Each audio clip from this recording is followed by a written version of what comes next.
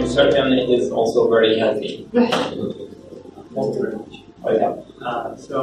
Well, I don't know if it is healthy. What is it for? It's a system of testing. It's for a pipeline that might be useful for let's say, not think, okay, should be useful for identification, characterization of so-called biostimulants. I don't know how you are